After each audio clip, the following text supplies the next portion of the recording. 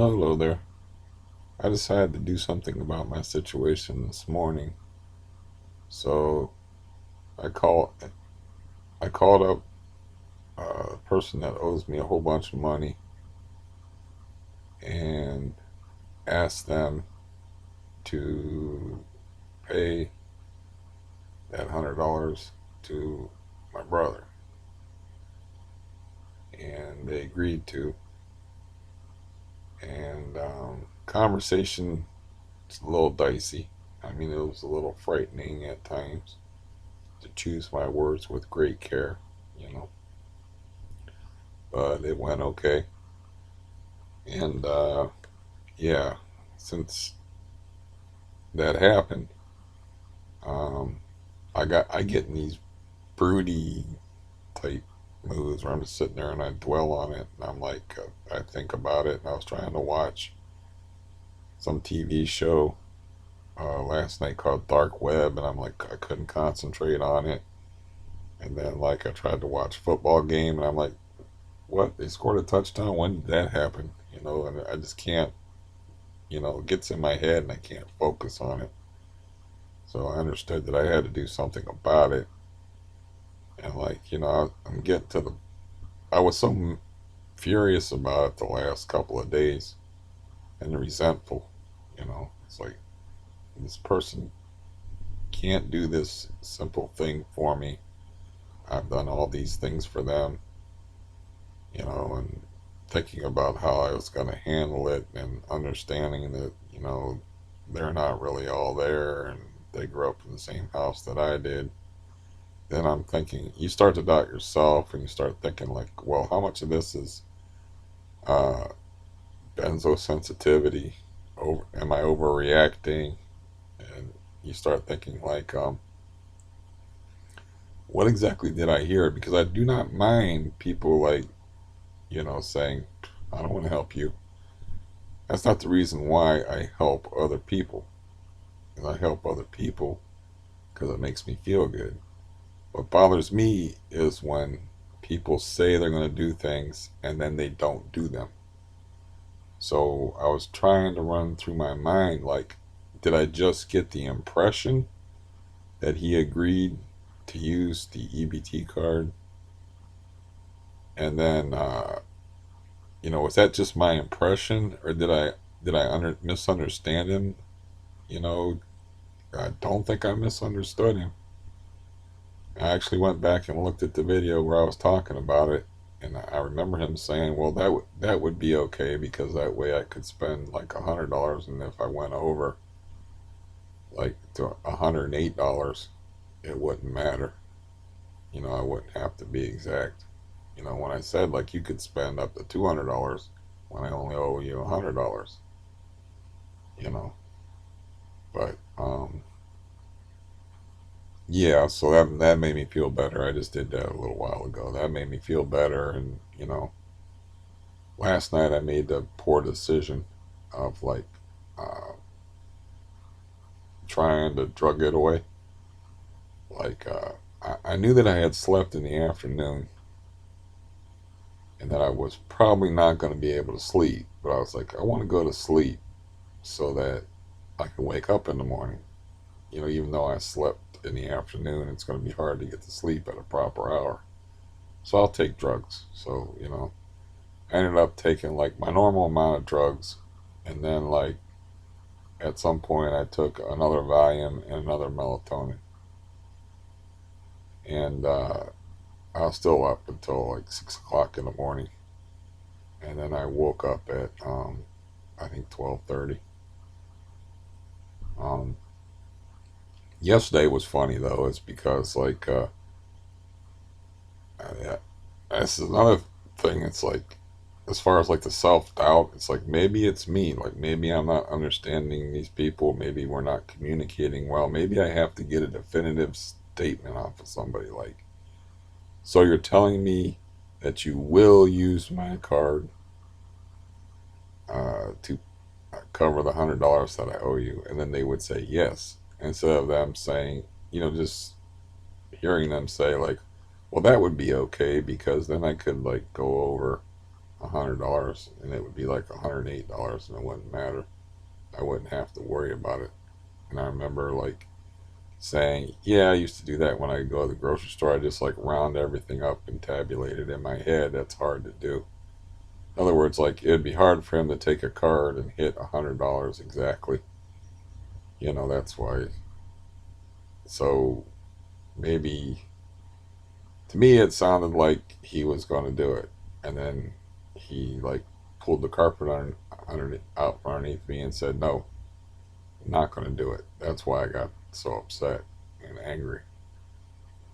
It's like I'm used to that person, especially that person, doing what they say they're going to do, and that would be like two times, the moving in thing, and now this thing, where they said they were going to do something, at least in my mind, in my perception, and then they changed their minds. And like I talked to him about the moving in thing, and he was like, "Well, you said I could think about it." And what I meant when I said think about it was like think about the benefits involved. I didn't mean like rethink it. I thought we already had an agreement. He was like, I can clean out that one room and I can set something up in there. And I even got an extra TV. And, you know, I, he's taking it to that level where he's thinking it out. So I'm thinking like, if you're if you're bothering to like set up a scenario where you're like, okay, I'm in your house. I think with this person, I have to get a definitive answer, like yes or no. You know, I think that's our communication problem.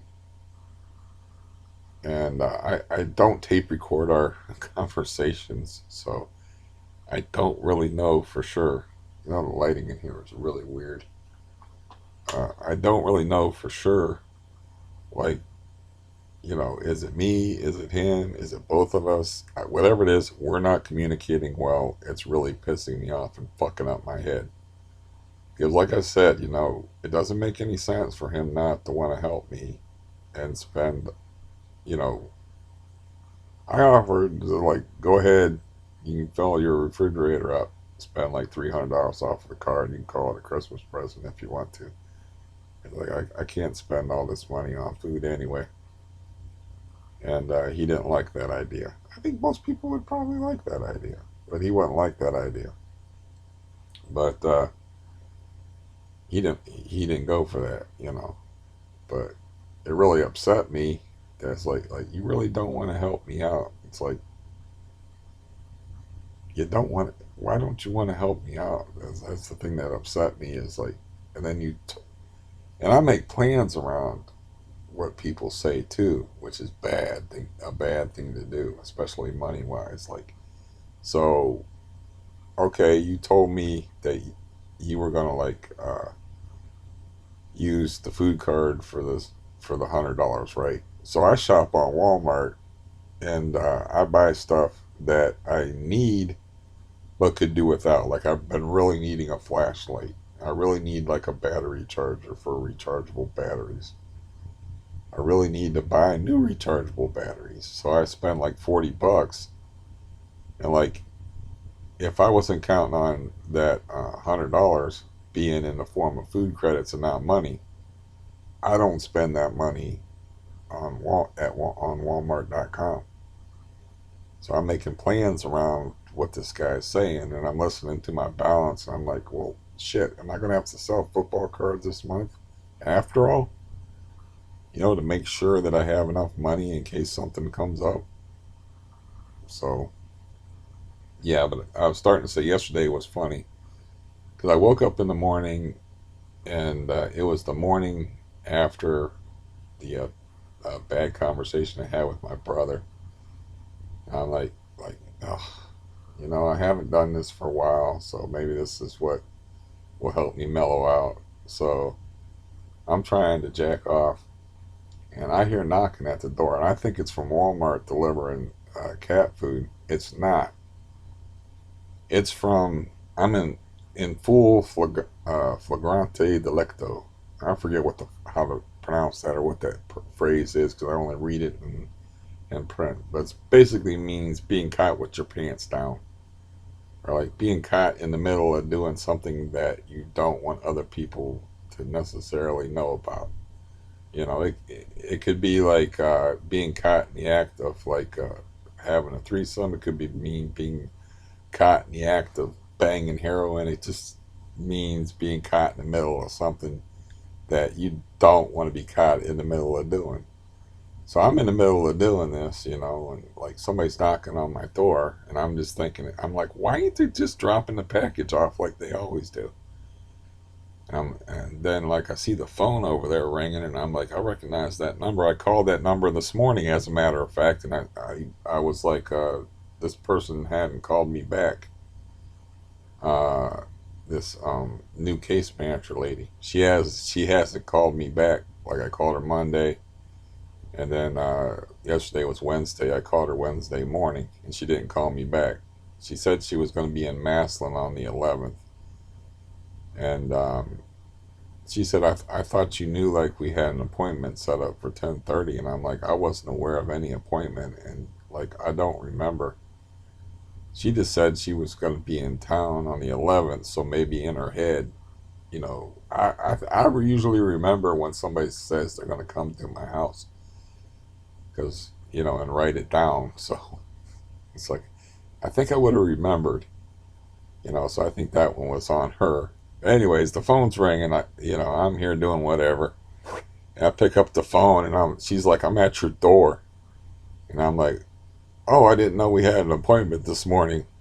I'm looking down, like, okay.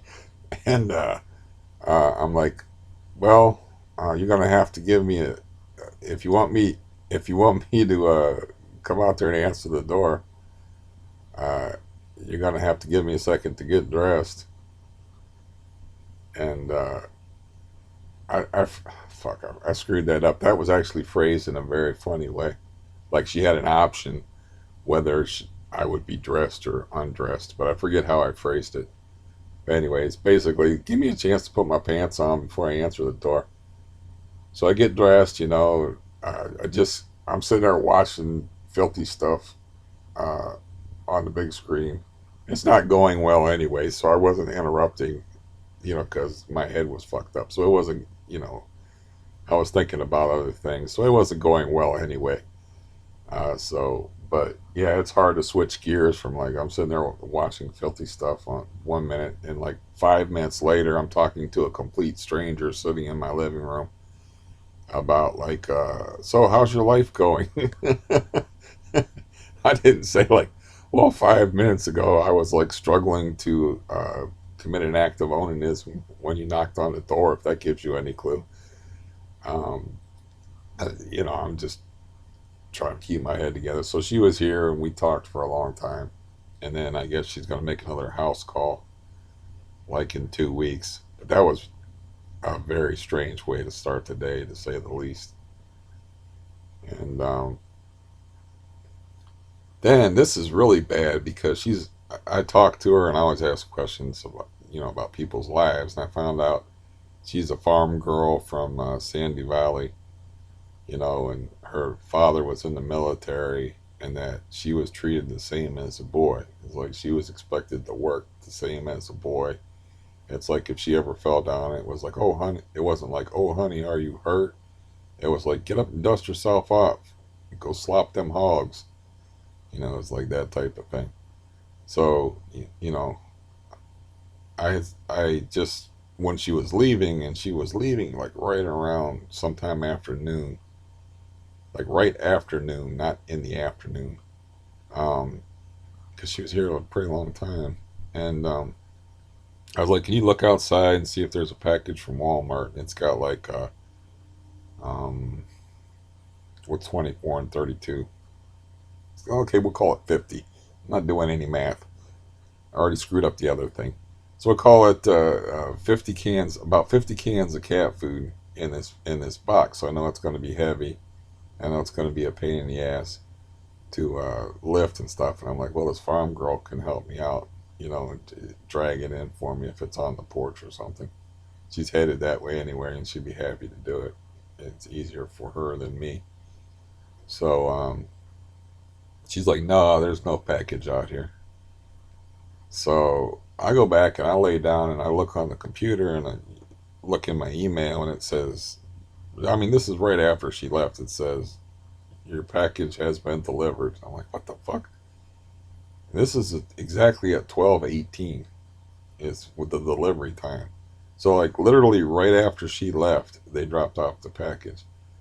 That's not the interesting part of the story, of course. That's just kind of like ironic and bad luck, the kind that I'm used to. But anyways, where they dropped it off is the point of the story because they dropped it off at the very bottom of the wheelchair ramp, blocking the wheelchair ramp. So you got to go out, go on the porch, then you go down, and then there's this heavy box like right at the bottom of the wheelchair ramp, and I'm like, because I'm looking outside and I don't see it nowhere, and I'm like, it's supposed to be here. It's like, did they deliver it to the wrong house? But then I open the door wider and I look over here and I'm like, you got to be fucking kidding me. I said aloud.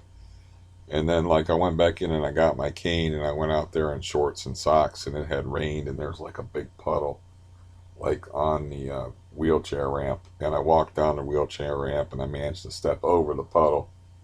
And then I can pick the box up with one hand while I'm holding the railing with the other hand. But the problem is the tape that they use on Walmart boxes is it just rips. So the box just ends up ripping open. So the one time I just pick it up and I'm mad and I just throw it I know there's nothing fragile in it. I just throw it up the ramp as far as I can and it didn't go very far.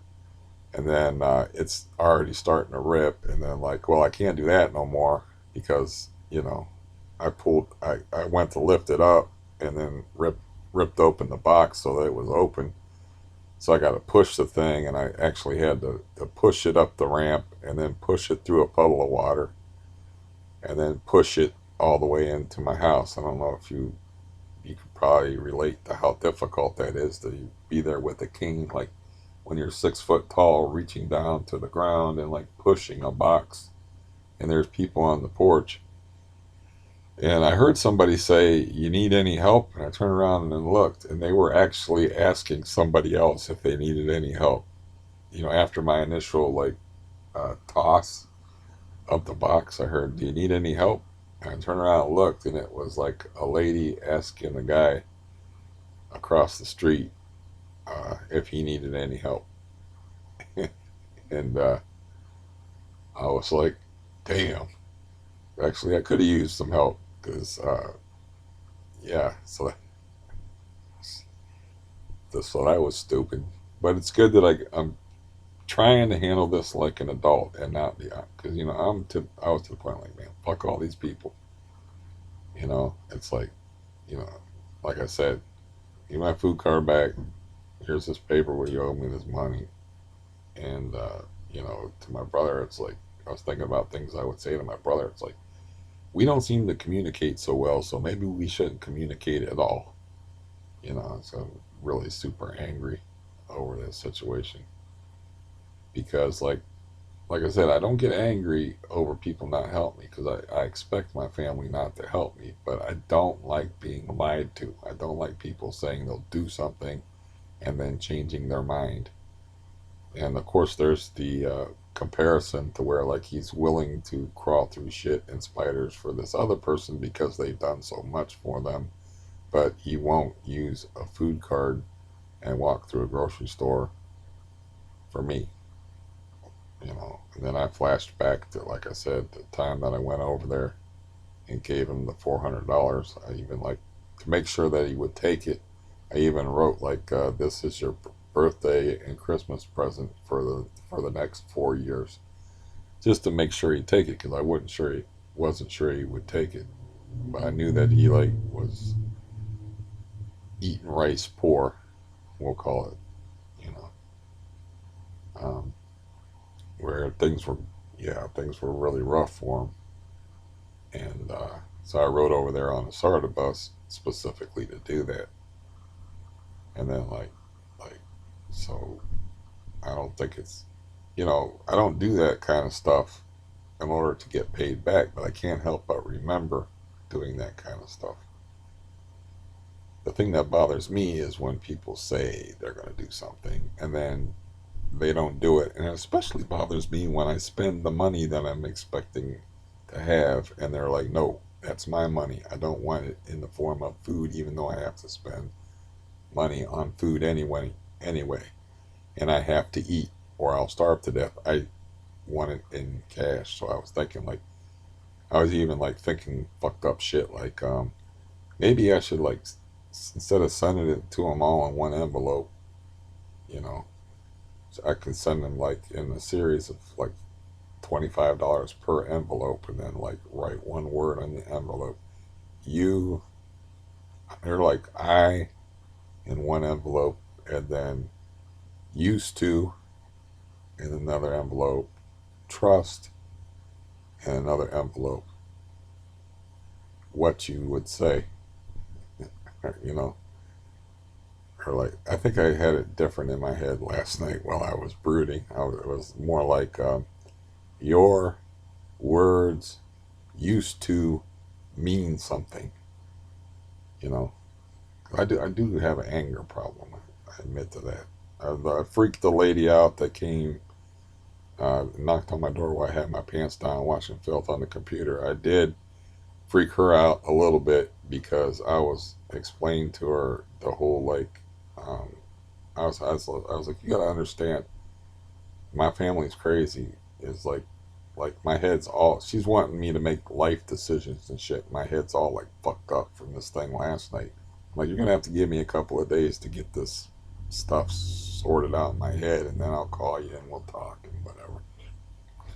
So I was trying to explain to her how crazy my family is, and I told her the story about how my brother shot somebody in the leg, and said, "Ah, it's just a leg." And then like I was explaining how I got yelled at after getting sprayed in the face by poison. But I went into detail about my revenge scenario, and I could see her like eyes getting a little bigger, because I was like, yeah, I tore up $100 bill and I put it in an envelope, and then I put in a football card in there, and I said, I thought your kids might like to have this, you know. And then like I paid 4 months. That's the first time I paid rent in advance. But I took 17, because the guys want me to sign a paper over $500, so I put $1,700 in an envelope. And him and the landlord were actually ganging up against me, you know, that they were consulting back and forth on how to deal with me. So it was 2 against 1. So I was like, I'm going to send a fucking message about this, that this is personal now. It's not about money, because I don't need the $500. I'm not interested in $500, man. I want fucking revenge.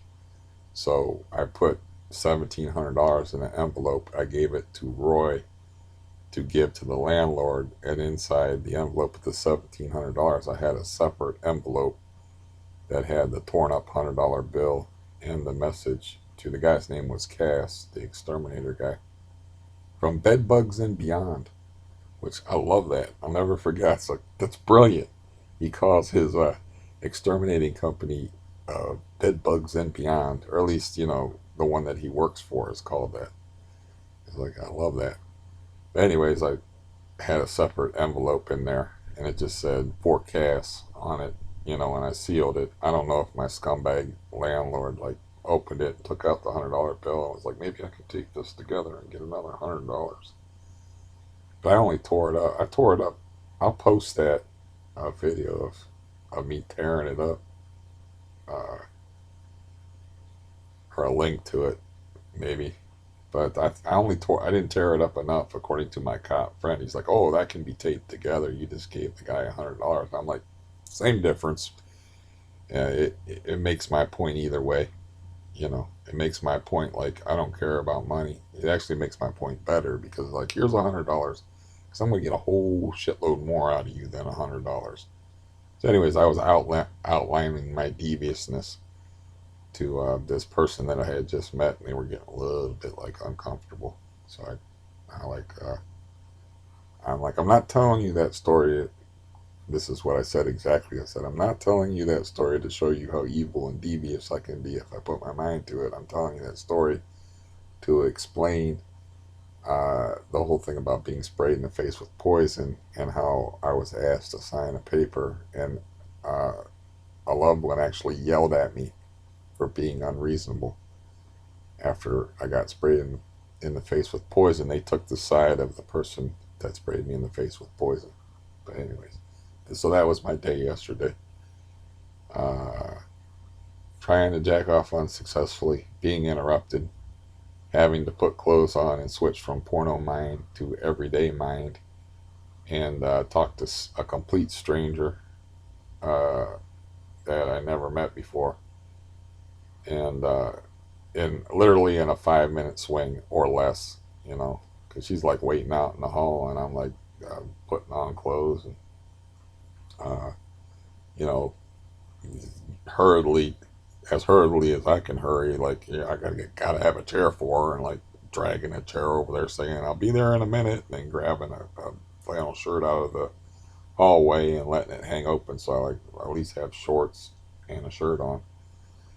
And I, not most people's definition of dress, but dressed. And then like that thing with the box where she leaves, like, and then right after she left, they throw the box at the bottom of the wheelchair ramp, which is really crazy if you think about it. It's a fucking wheelchair ramp. I mean, what is Roy going to do if he has to go down that ramp and go to a doctor's appointment? I guess he'll have whoever's taking him move the box, but say he wants to go down that ramp for another reason. You just block the wheelchair ramp with a box that weighs approximately 25, 30 pounds.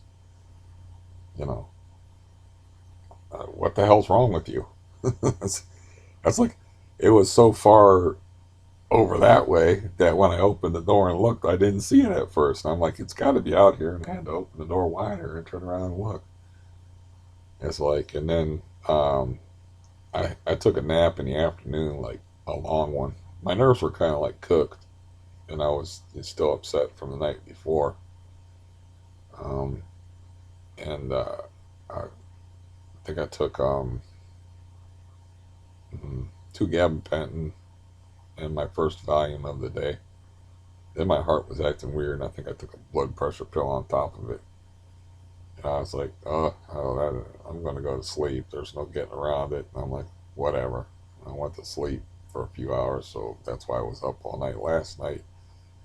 But I thought I'd share with you that I can be an adult. I can handle things like an adult. I don't have to be a sulky child. I don't have to be like an angry, fuck all you people type of person. You don't want to help me. And, it's like, I have to understand that my family is not well emotionally, and that, it's not to my advantage to like throw away $2,000. I can throw away $100 and rip it out, but to rip up a paper that, you know, it's worth $2,000. I talked to this person, and they said that, just send me like what I owe you in cash and what I owe you in the food credits that I spent. Send me two different columns and I'll work on it. And they were like, I was like, I didn't want to bug you about it. It's like, this is the first time I've been bugging you about it. I'm only bugging you is because my brother was wigging over it, and she wanted me to explain the thing. And I was like, there's less words, the better.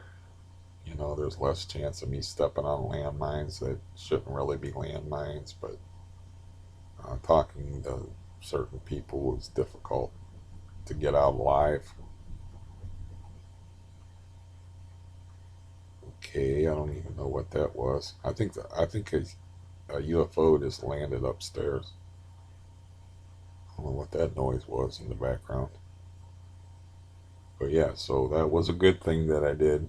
And it's like, okay, now I can move on from here, and I'll just talk to my brother and, be like, from now on, like when we communicate, I'm going to just get a definitive answer out of you, and that way there won't be no misunderstanding. I'm not probably going to call him for a while yet, but I don't like, you know, he suffers enough emotionally. I'm too nice. He suffers enough emotionally. I'll probably won't call them until I'm in the right frame of mind, and then like, because everything I got to handle everything so goddamn delicately and diplomatically with these people, or I'll get yelled at. You know, doesn't matter. Like, well, you made that guy shoot you. you know, that guy had a reason for hitting you with that tire iron. I know it. You know, you're dealing with these kind of people. You just have to be very, very careful what you say. Or like, yeah, I don't want to use your food card because like food credits are the same as money, and you owe me money, and I don't want to use the same thing as money. I want money. It's like, ah, why?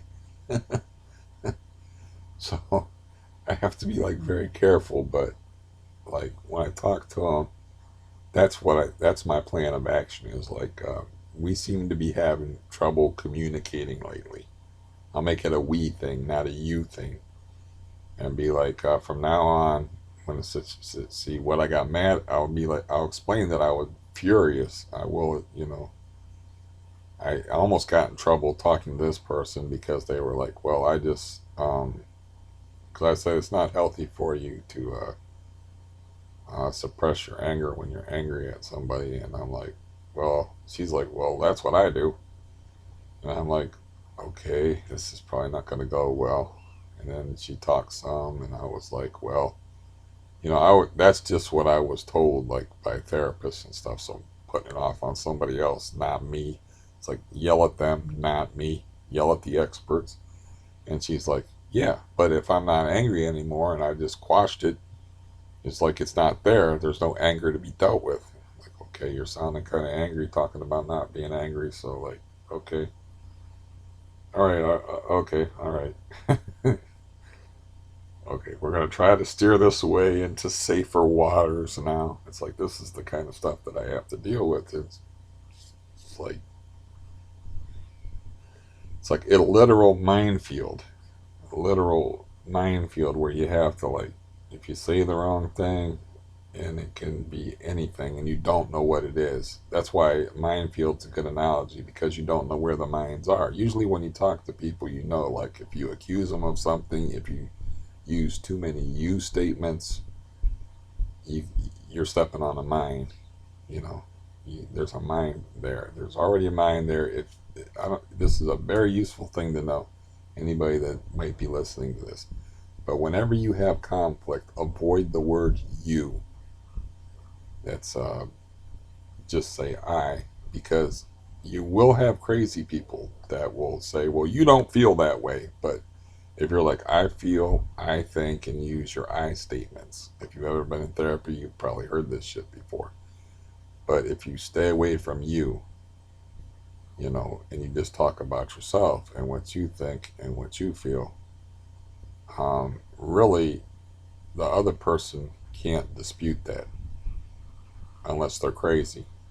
And I've talked to people that are like, well, that's not what you meant. That's not what you thought.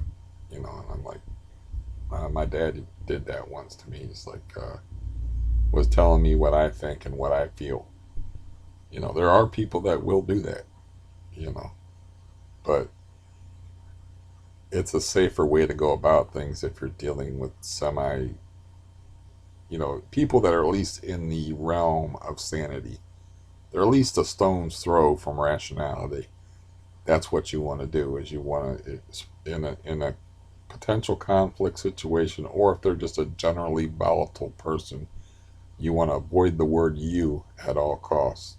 And you want to stick with saying I and make your I statements. It's one of the useful things that I learned in group therapy.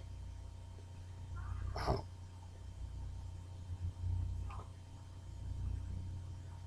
I don't know if you can hear that or not, but yeah, I'm trying to be profound, and it's very difficult when you have UFOs landing on upstairs and you have people yelling, swearing in some language I've never heard before. Ah! That's what it sounded like. I don't know if you heard it outside your window. I'm sure it's just the lady upstairs fighting with her dog that's too big for her to handle.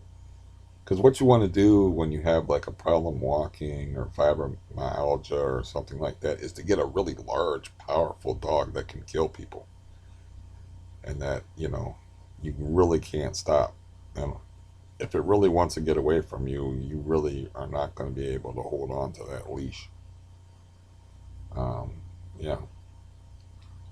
Anyways, I don't think I'm going to ramble on here. I just thought I'd update you on, uh, because that's I was pretty like fucked up in the last video that I made. So I thought I'd update you like how to handle a fucked up situation. And I know a lot of y'all got crazy family members because everybody thinks that their family is crazy. There's different levels to this shit though. Like I was trying to explain, like to the woman that caught me in flagrante delicto yesterday. It's like there's crazy, and then there's shooting people in the leg and thinking it's not a big deal. There's crazy, like, oh, he's crazy. And then there's crazy, like, call the authorities immediately. Crazy, which I think I'm stealing from Titus, an old, like, a comedian. I think that's what his name was. But he's like, yeah, my mom was crazy. And I'm not talking about crazy, like, oh, she's crazy. I'm talking about call the authorities immediately. Call the police. I'm talking call the police crazy. So there's different levels to when you say your family's crazy, but everybody's got family that's difficult or family that's hard to deal with. So, you know, this is the way I'm dealing with this situation. It's like I'm trying to like instead of like overreacting or like justifiably, I think freaking the fuck out and being like, why aren't you people helping me? It's like I also found out talking to this woman that assisted living is a euphemism, more or less, for a nursing home. It's like I'm one step away from the nursing home. You should be worried about my ass. You should be offering to help me. You should be like, oh yeah, I'll spend that money in the, uh, I'll spend my money on food like I ordinarily would, except for I'll use your food card and give you the money. It's the same difference. I'll be glad to do that for you, man. I just if a, work on your walking, man. Try to stay out of a nursing home. You don't want to go into a nursing home. But that's like assisted living facility. She said is kind of like a nursing home. And like I talked to other people about it, and maybe like somebody can help me with this and clarify the difference. I mean, I don't know, but I was like, well, I don't want to be in a situation where I want to be as independent as possible. And the person that uh, is my prescriber, who's quitting in December, explained it to me like this. He's like, there's people there if you need them. I've been in nursing homes before. I don't like them. I don't want to go to any place like that. If you're talking about like an assisted living facility, can mean like there's a staff of people on hand, like those that one community I actually went to the building. I couldn't really tell because I didn't. I just went into the office part of the building. I didn't go into the rooms. I didn't talk to any of the people there or anything like that. But there could be another situation where like you have your own apartment, you have your own space, and you have your independence. But if you have some asshole drop off a box that's like you gotta push up a ramp up a ramp through water and stuff, you could be like assisted living. I need some assistance, and ask for help when you need it. Like there's a staff of like nurses on there and people to help you if you need to do something like that. Um, but I really don't know the difference. But I know that woman used the word nursing home yesterday. She said it's kind of like a nursing. It's like a nursing home. I think she said not kind of like. She's like it's like a nursing home. Assisted living because that's what my prescriber has been pushing me toward. Is uh, he always brings it up. He's always like, have you thought any more about an assisted living facility? And I'm like, who? It's not happening as long as I can avoid it. That's never, never happening. It's like I told the lady yesterday, it's like, I don't even like being dependent on my family. That's fucking bad enough. And it's like, I don't want to be dependent on strangers. And she's like, I can understand that because I used to work as an assistant, nurse's assistant. And, so she understands that, like, there's a difference between people that go into like healthcare fields. There's some people that are actually suited to it, that care about people and worry about people and have like the giving thing, like a heart and whatnot. And there's people that go into it because it's a paycheck. And there's also people that go into it maybe thinking that, like, oh, I'd like to be in something where I actually help people. And then they get involved in it, and then they realize they fucking hate it. And if you hate your job, you're probably going to hate the people that you're working with and working on, in the case of invalids and semi invalids. So that's going to translate into that hate of your job is going to translate into possible mistreatment of patients, which happens all the time, or inmates, or whatever you want to call the people in nursing homes. So, you know,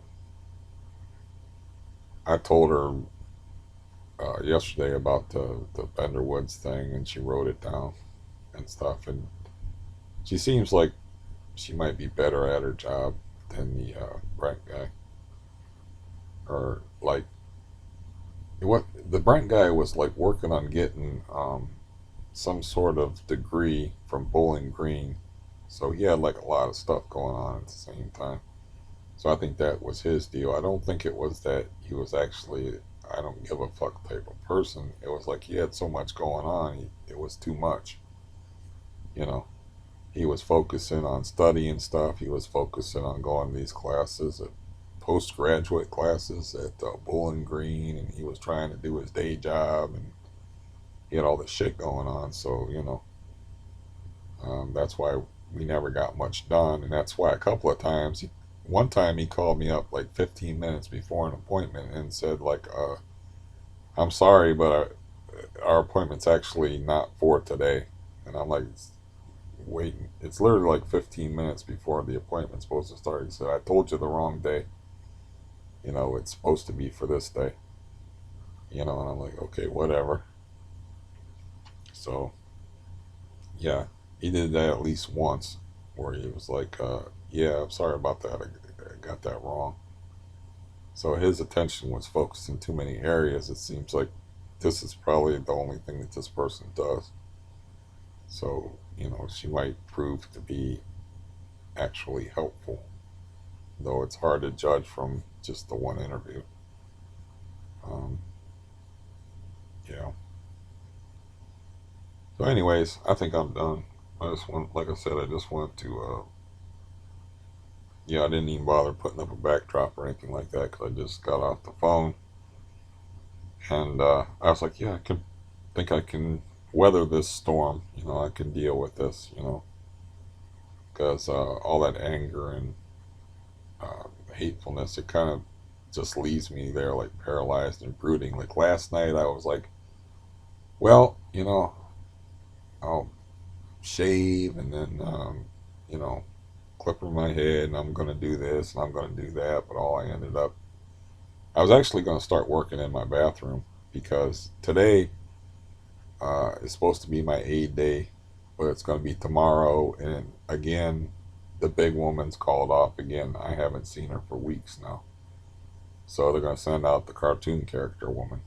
And I'm like, man, she really gets on my nerves, but I really need that prescription picked up. By the way, the drugstore further fucked up my prescription because I called on the 4th. They told me they'd have it be ready by the 9th. I checked the site.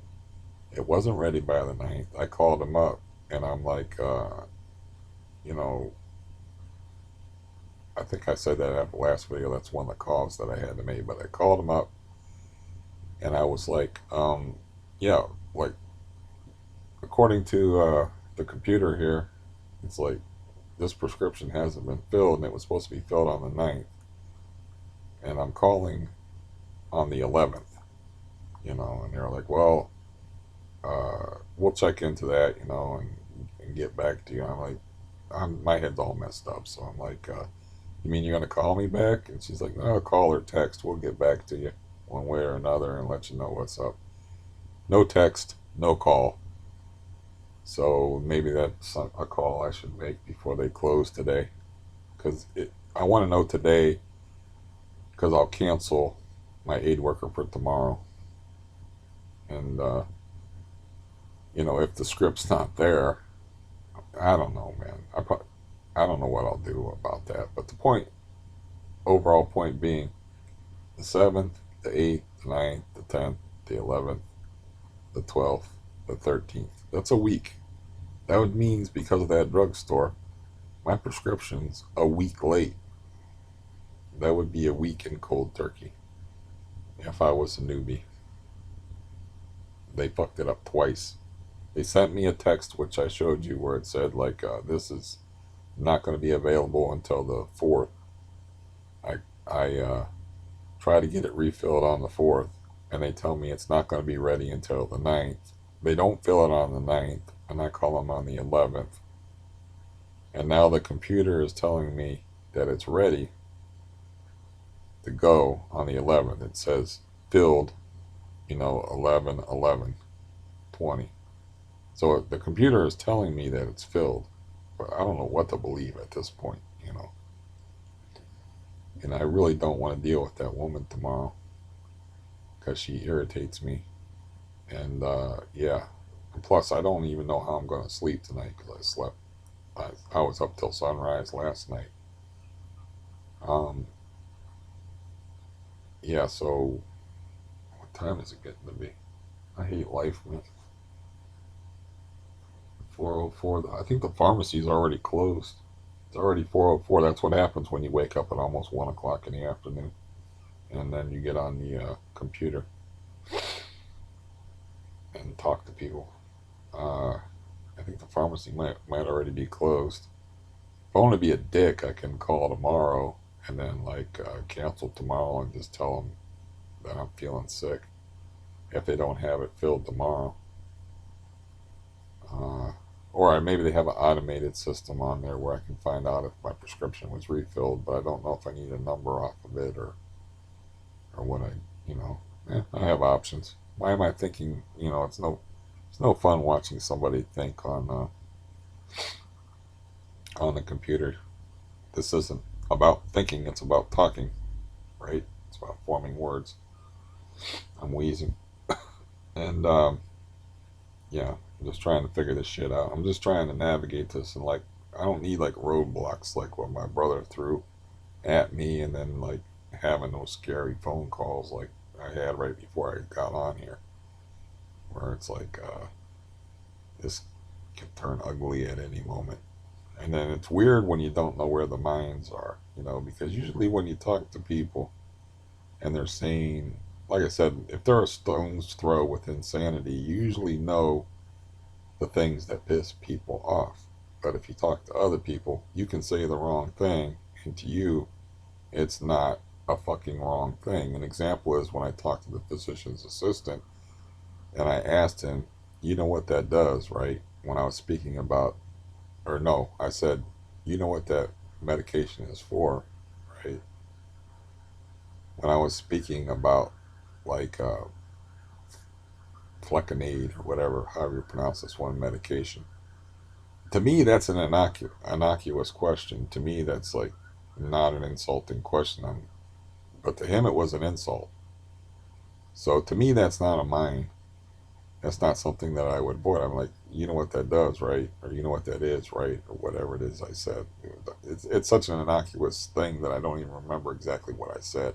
All I know is it pissed the motherfucker off. And he started like, yeah, I know what that is. I worked in cardiology for like 2 years. He, like, got an attitude with me.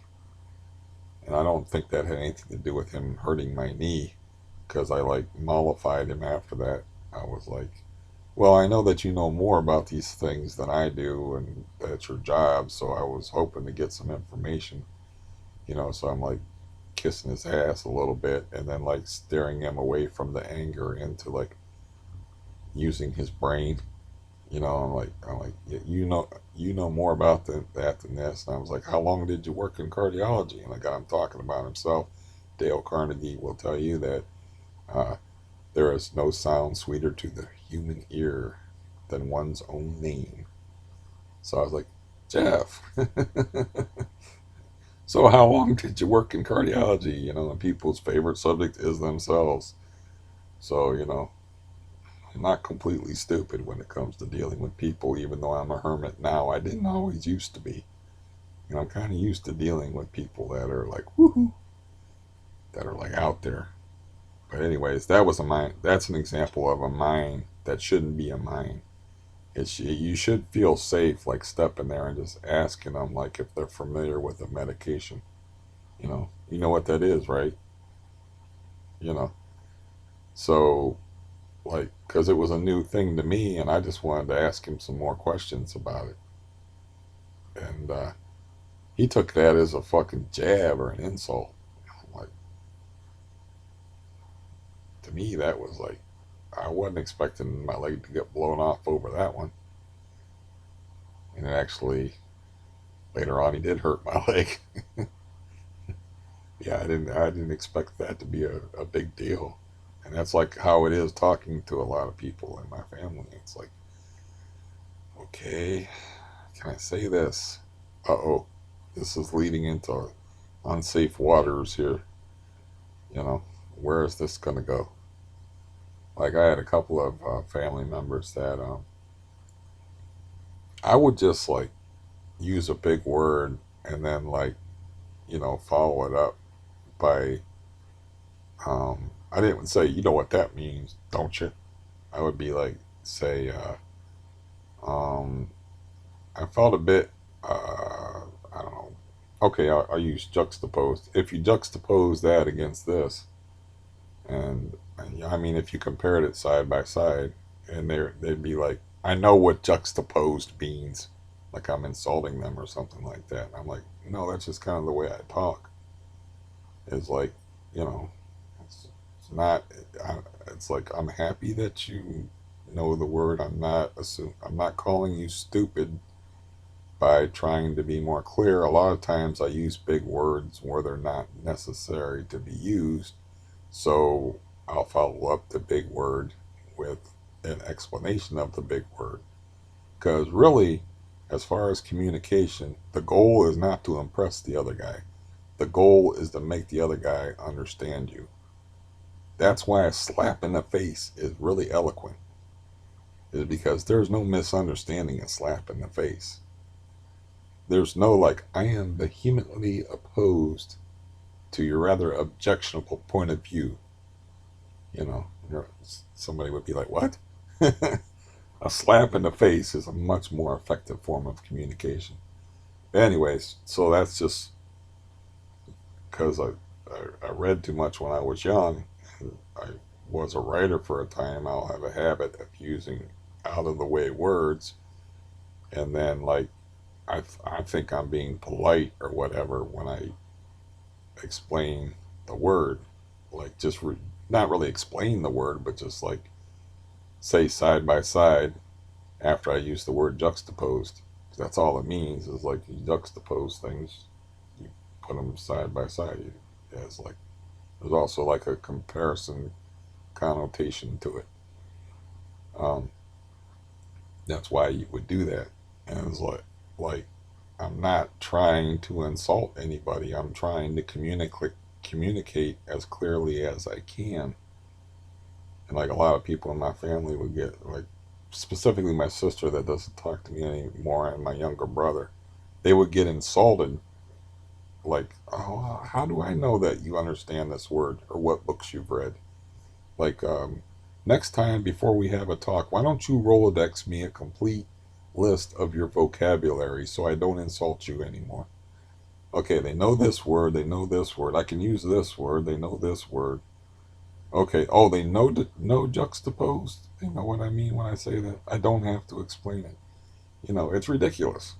It's like but when you're dealing with people with fragile egos or that are insecure, and they could be physicians assistants with iron grips that bend your leg the wrong way and cause you severe pain, or they could be just anybody. You're dealing with people with fragile egos that are not secure in themselves or that are easily insulted. Um, Shit like that happens. Sometimes it happens in bars with very bad results. I have seen that. Very, very bad results. And it's like, this guy seems to be punching this other guy in the face over a couple of words that really, as a person that right now that's only had one drink, I really don't see what the problem was or why they're doing this, but I'm going to move away now because I don't want any blood or teeth on me. You know, I've seen some shit go down where like, okay, somebody here is like really sensitive and has like a really fragile ego and chooses to express themselves in other ways that are perhaps going to involve people that carry badges. I think I'm going to leave the bar now and go to another bar because I do not want to talk to these people with these badges and explain what I saw because I really don't understand what I saw. Be like, look, officer, this guy said this, and next thing I know, there was blood flying, and I just wanted to get out of the way of it. So I moved over to the other end of the bar, and just kind of like watched. And then like the bouncer came in there, and I don't know what the bouncer was doing, but he started fighting with these guys instead of breaking them up. And then like that reminds me of that bouncer that punched my foster brother with brass knuckles for really very little provocation. It was actually over. He was with a guy, and I'm not gonna like my brain's not too clear, so I'm not going to remember the whole night, but I think it involved judging a wet t shirt contest at a bar. But he was having a really fun night. He was getting hammered, and he was judging a wet t shirt contest, which most heterosexual males enjoy. And, but meanwhile, the guy he was with, who wasn't judging the thing, was starting shit with these other people, and it got pretty bad. So he goes out in the parking lot and they start to beat up the guy that he's with. He jumps in there trying to break it up. The bouncer comes out of the bar and thinks somehow that my foster brother is the source of the problem, has on brass knuckles, and clocks my foster brother. And he said that blood just started going everywhere. He said there was blood all the way down. He bled so bad from getting busted in the face with brass knuckles that blood went all the way down the front of him and like down and stained his seats. It went all the way down on his shirt, onto his pants, and onto the front seat of the car. And the guy that got him punched in the face with brass knuckles was like, "How does that feel, motherfucker?"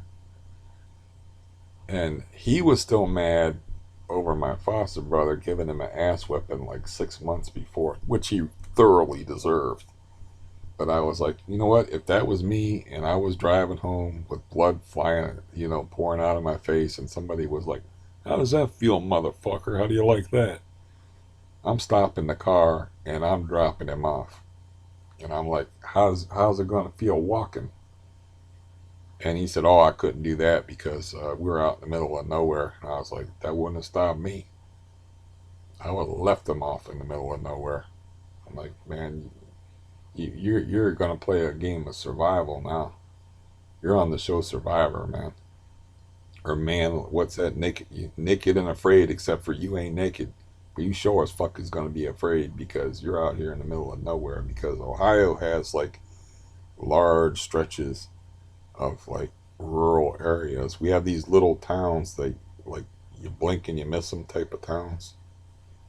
Uh, I don't know if I'm talking to anybody that's like from a more urban area that doesn't know what I mean, but I mean there's areas that you drive through where you don't see anything but trees, for, 10, 15 minutes driving 45 miles an hour. So it was one of those type of areas, but I would have left them off, man. You're going to get me beat up, punched in the face with brass knuckles. I'm bleeding on my good car seats. And then you're going to fucking mock me while you're a passenger? I don't give a damn how drunk you are. Hit the road, Jack. Have fun with that. And this was like pre-cell phone days, so it wasn't like he could call somebody. I'd be like, tough shit, and then maybe if my nose was feeling okay in the morning and my head wasn't hurting too bad, and uh, no, I wouldn't go out and try to find him. I would say like, yeah, I left Keith off in the woods. Uh, Between mile marker this and mile marker that. He'd be in this general area, probably passed out, laying in the road with ants crawling on him. So, if you want to go pick him up, that's up to you. But, he's a dick and I don't really give a shit. That's probably, I'd probably be more like that. But you would never, I know myself pretty well now. It's like, yeah, there's lines that you cross and you wouldn't cross that line with me. He's like, he just put up with it. It's like, seriously, you just put up with it. You didn't have any retribution for the guy. The guy's still your buddy after that. He's still your buddy after that. That Keith guy got my foster brother beat up by skinheads, actual Aryans, like about 6 of them, because he jumped in trying to like save Keith from getting beat up by him.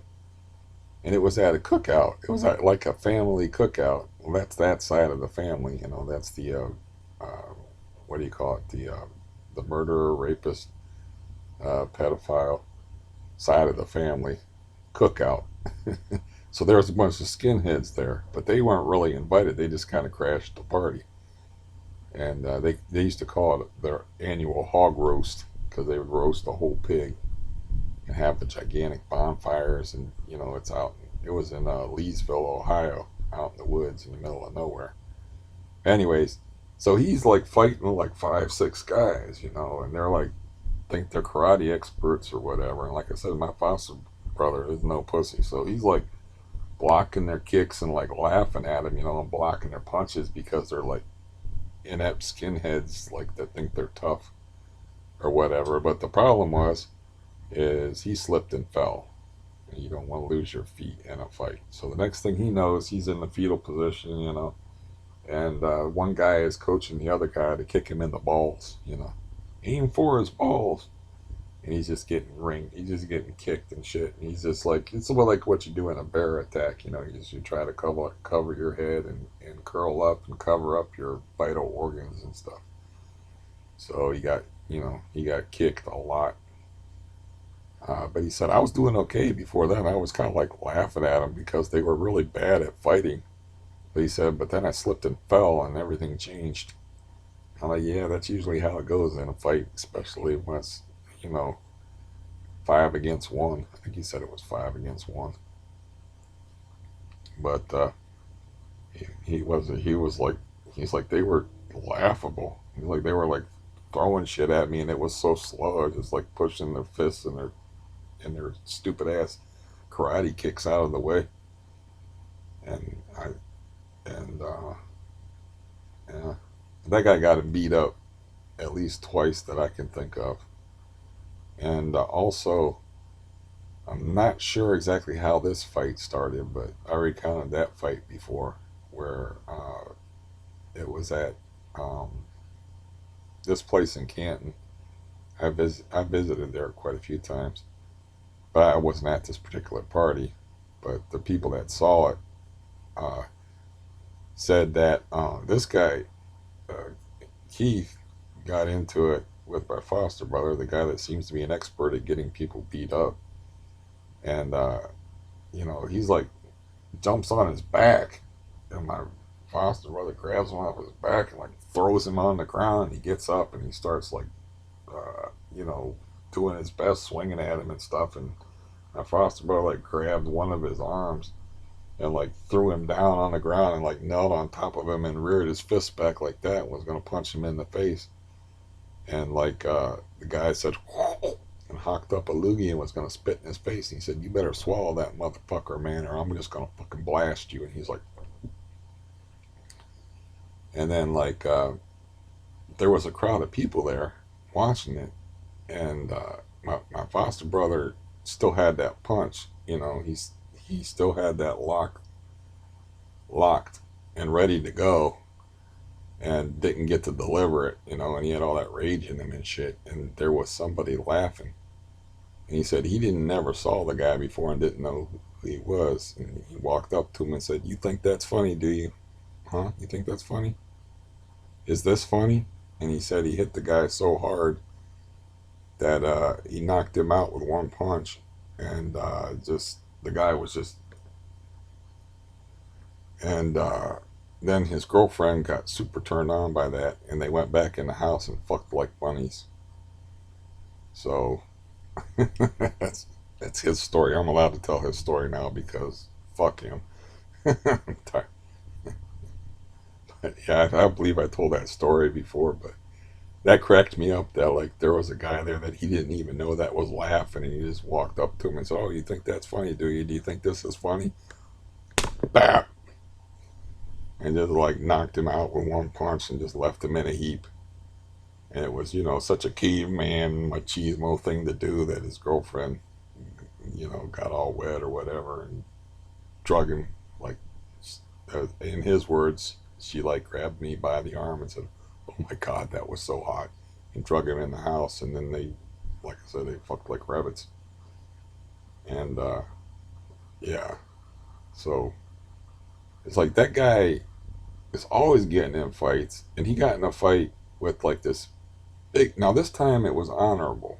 This Keith guy, it was honorable because I remember his girlfriend. His girlfriend was no day at the beach, but this guy is like huge. I mean, even my cousin, who exaggerates, said he was like 6'8".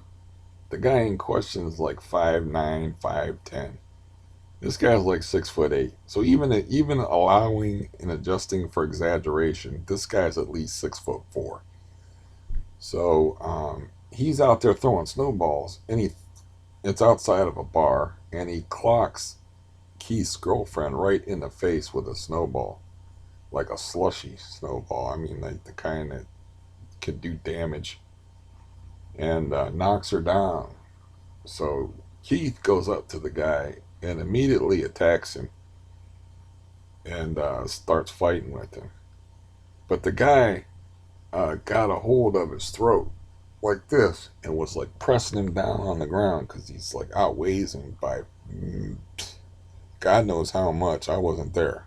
Like I said, they called him like he was like a bear, but he grabbed him by the neck. It was just like choking him down like that, and other people were pulling him off. And I saw the results of it, and it looked like actual bear scratches because the guy scratched his neck when they pulled his hand off of there, right? So it actually looked like bear scratches, and you could see the size of the guy's hands from the scratches around the guy's neck. Because I talked to him the next day. He didn't talk to me because he couldn't. He was like this. He was like, "Yeah, that was a big motherfucker, man. He was like a bear." And you know, my foster brother's like, "Yeah, man, he was about the size of a bear, man. He had to be like 6'8". He's like, "I gotta hand it to you, man. You stood up for your woman." And another time where my foster brother and this Keith guy got in a fight. My foster brother also punched me in the throat, so he might have been laughing at the skinheads for their ineffectiveness in a fight, but he's not a very accurate striker because he punched Keith in the throat, but he punched Keith in the throat really hard to where that was twice where Keith was like, "Man, I got hit in the throat. That's why I'm talking like this." Where he got hit in the throat so hard, so like that should tell you that you got a big mouth. If you end up talking like this because of your big mouth more than once, it's probably, you know. The other time wasn't because of anybody's mouth or anything like that. But when my foster brother hit me in the throat, I clocked him. I knocked him down. I didn't knock him out, but I knocked him down, and he was just down on the ground, you know. And then my mother and my father was there, and my mother was like, "Stop it! Stop it! Stop it!" You know. And I was done. As far as I was, you know, the guy's down, and he's in a daze. It's like I'm done. It's not. I'm not the type of guy that's gonna like kick people when they're down and stuff like that. But my dad was like, "No, no, no, no. Let him finish. Let him finish." I'm looking down. I'm like, "Finish what?" It's finished as far as I'm concerned. He hit me. He hit me once. I hit him once. I hit him a lot better than he hit me. God, my throat hurts. At the time, it's like shit. That hurts. It hurts getting hit in the throat. It's actually a good defensive move for women. It's like if you want to go for weak points on people, balls always number one, eyes number two because the eyes are smaller and harder to get to. But I think eyes are actually probably should be number one if you can get to them. But the balls are easier to get to, and then the throat's the third place you go for. Because man, you will fuck somebody up if you hit them right in the throat with a weapon. You know. But if you have like a pair of keys in your hand, like if you think you're being followed or whatever, you put a pair of keys in your hand where the keys are jutting out, and you get somebody in the eye, man, that's game over. Because then you gotta you don't be like the chicks in the movies though, man. Don't be like the dumbasses in the movies that like don't finish people off. It's like if somebody's down and they're holding their eyes, you got a free shot at the balls, and then after the balls, you can leave probably. They always tell you like disable the guy and then leave. That's like they need to define disabled more accurately, because a guy you can kick a guy in the balls and he can be down, or he can grab his balls and bend over, and then while you're running away, he can recover and chase you down. But if you kick a guy in the balls and he bends over, and then you gouge his eyes with your keys, that's game over. So you have to be a finisher. And that's like something that I love about the movie You're Next, where the lead character is a woman. She's a finisher. I hate that when I see that in movies where you got somebody down. And I don't know what started me on that track, but you know, of self. Oh, when I got punched in the throat, I was like, "Fuck, that hurt." And he didn't hit me like straight in the Adam's apple, man. He hit me like right here because it wasn't a straight on punch. It wasn't like a straight on jab type of punch. It was more like a hook. And I was like, once he hit me, I saw red, and I just I hit him like right here with the right hand, and, and down he went. But that's what got me started on the throat. Like a throat's actually a good place to, if you want to hurt somebody, to hit somebody is to hit them in the throat. You can actually kill someone by hitting them in the throat if you do it right. Um, if you don't have a big punch or whatever, and you have a weapon, it's definitely yeah. But as far as self defense, it's eyes and the balls first. You fuck up somebody's eyes, man. Then you can do whatever to them. If you like, if you, that's why they tell you to, like when you carry your car keys, to carry them in such a way that like they're jutting out of your knuckles, or you could just carry a big old gun. Yeah, that's like a scene off of I don't remember that show. I think Designing Women. It's like a really ancient show, and there's like somebody's at a self defense course, and they're like, "Oh, I don't need self defense." And I'm like, "What?" And it's like, I just carry a big old gun." And they're like, "Here." And they're like rooting through their purse, trying to find it. Now, oh, here it is, and they reach in the bottom, and it's like I think the point was to show that your gun is not always at the ready. They have concealed carry now in most states, but this was back in the '90s, I think, when Designing Women was a show. But if you don't have a gun, there's that's the alternative that they always tell you. Anyways, I'm talking about violence and whatnot, as I tend to do, having a violent um, history, upbringing, and disposition and whatnot. So yeah. In real life, I don't like violence. I like it in fiction. I think it belongs in fiction. But the reality of the world is the lowest common denominator. You have to be able to defend yourself. And you can't be like, you can't walk around like you're, definitely don't ever walk around with that victim slouch. You know, you got to walk around confident, like you can take care of yourself, whether you're a man or a woman.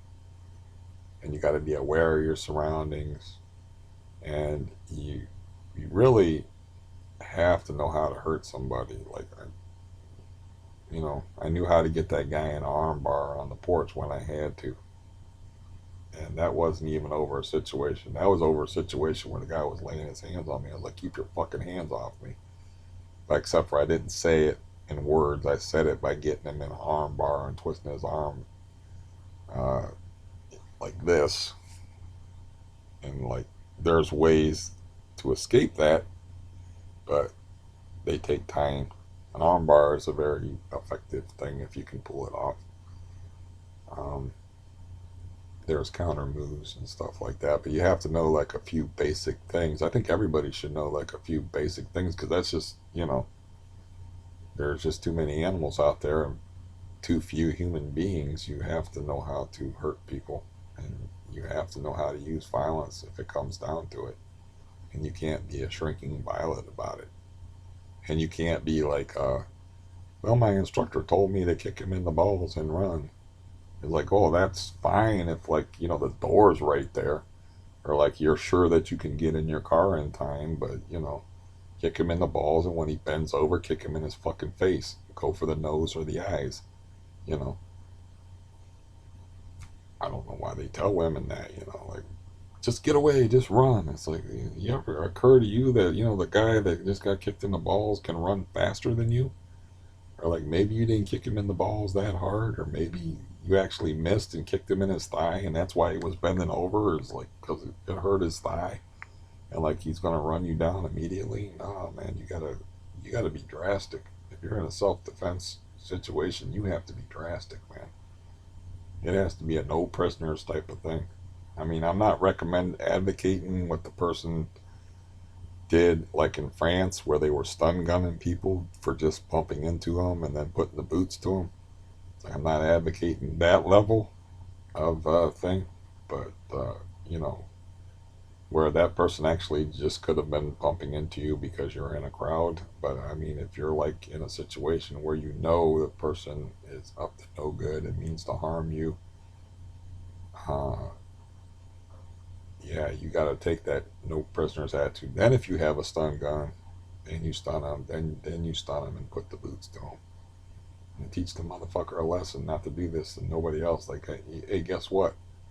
That's why people, I guess, are very polite in Texas because everybody carries guns in Texas. And there was this guy, I think I might have mentioned this before, but there was this guy that was like, look, I just want to talk to this is a message for like the BLM movement and the Antifa people and whatever. It's like, I know you're doing that stuff up north, but don't come to Texas and do that stuff. Like, don't come to Texas and start shit with people because those those pretty ladies that just look like they come out of the beauty shop parlor, they will take a gun and shoot your ass, leave you bleeding in the street, and call the police calmly while they unload their weapon and set it on the ground and wait for the cops to come. He's like, Texas is a whole nother thing. So I guess, uh, this is the way this guy was talking. And then, sure enough, man, a few weeks later, they went to Texas. Somebody got shot. So I was like, and the guy, I went and checked the guy's videos out again. He's like, man, I hate to tell you, I told you so, but I told you, man. He did an I told you so video. He did the warning video, and then he did the I told you so video. Like, don't come to Texas and start to do acting like you are up north, because it's a different thing down here. Everybody carries guns down here. He's like, even those pretty ladies that look like they just come from the barber or just come from the beauty salon, is like they will shoot your ass and leave you bleeding in the street and calmly call the police, and they know the law, and they will calmly call the police, unload their weapon, and put it on the ground while you're there dying, and and say like, officer, this is what happened, and yeah, he turned out to be prophetic and came back and said, "I told you so." But yeah, supposedly people are politer in Texas, and like the reason why I went there with that is because like if a guy did attack a woman and got stun gunned, I think it would be the woman's obligation to put the guy in the hospital, break some ribs, break some, eh, maybe a optical orbit, maybe the orbit bone around the eye or the nose, just bust them up real good. And then, they'll think twice about, approaching any woman for nefarious purposes ever again, because they like the next time the woman could not just stun gun them and put them in the hospital, they could shoot them. So yeah, I do advocate violence under certain circumstances. I wish there wasn't violence in the world. I wish there weren't nasty people in the world that hurt other people. But the reality is, they're out there, and you have to be prepared for it. So that's my excuse for talking about violence for the last half hour. Anyways, so maybe I can get my head straight now and get on with living. And um, I've um, I can settle this nonsense with my brother and continue having a relationship with my brother, because I don't know if he needs me to talk to, but I need to have somebody to talk to. And I talk to him, and like I said, most of it's bullshit, but it's still conversation. I don't have a lot of people to talk to. So, I got very few, almost nobody. And yeah, if I was to like be like, we're not talking anymore to him, it's like I would feel that void. That would hurt me. Probably hurt me more than it would hurt him, but I know it would hurt him and it would hurt me. It's better if we can smooth this out, figure this out. It's like, okay, you don't want to help me. You know, I don't understand that. You're supposed to love me, but you don't want to help me. But, the thing that irritates, I won't say this stuff. I'll be like, the thing that bothered me is like, I it'll be uncomfortable conversation, but I'll be like, I had it in my head that you had already agreed to do it. So I got like really fucking mad after I got off the phone with you. And it's like, we need to communicate better. And it's like, so from now on, when I ask you something to where I want you to do something for me, I'm just going to ask you for a yes or no answer, you know, so that way there won't be any misunderstanding. And I want you to give me a yes or no answer, even if it's no. If it's no, I'll just roll with it. I might not understand it, but I'll roll with it. Like that's what upset me is not the fact that you didn't want to help me, because I'm used to my family not wanting to help me, but it, that getting the carpet pulled from underneath your feet feeling is what got me really angry. Is because I thought you had already agreed to it, and then you conveniently changed your mind. But I'll find some way to phrase it that's better than that. I'll have time to think it out and make it as painless as possible for both of us, and I can smooth that out. I still don't understand it, but I'm not ever going to understand it. So, but that doesn't mean like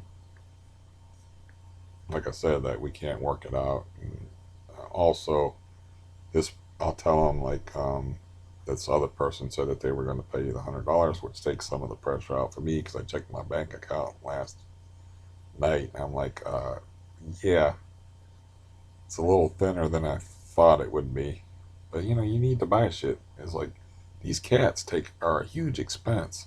It's like God, they plow through the food. It's like it seems like I'm buying cat food all the time, and I could just throw them out hard food. But the one my cat's old, and I don't know how good his teeth are, so I want him to have soft food available. I like have hard food, and I just throw soft food on top of it. I figure if he's hungry enough, and the soft food's not enough, he can work on the hard food, but he'll have an option. And of course, they like the soft food better anyway, regardless of their teeth. But anyway, that's a huge expense that I don't know where I had like $441, and I called yesterday before I spent $120, and I had $260, and the $120 I was counting on, 100 of that I was counting on, you know, that exchange of EBT. And instead, my brother's telling me I need to further subtract. I'm like, that's gonna leave me down in the double digits, man. It's like I'm gonna have to sell football cards now. That's what I was thinking last night, but I might have been able to work it out. But at this point, I'm sure that I've become tiresome. So yeah, I'm gonna get a drink of water after I get off here because I feel a bit chapped. It's rather warm in here. It got cold last night, so that's probably the heat in the building kicking on. And yeah, I will see you when I see you if I have anything else to report um, about this stupid life. But I still think it's a stupid life. I don't, yeah, still, still think it's much too boring to put on the airways. But it is kind of funny, like how that worked out yesterday. That I'm trying to jack off and somebody's knocking on my door, and then like within 5 minutes, I have to like go from porno mind to like regular day mind, and then like I'm like, is there a package out there? And they're like, no. And then immediately after they leave, Walmart leaves the package like in the middle of the wheelchair ramp. I thought that was at least worth a few minutes of your time. Not the usual hour and whatever that I do, but like I said, I need people to talk to, even if it's just myself. Because really, I'm talking to you, of course, but this is a monologue is sort of like talking to yourself. So, um, anyways, I'll catch you next time. Goodbye.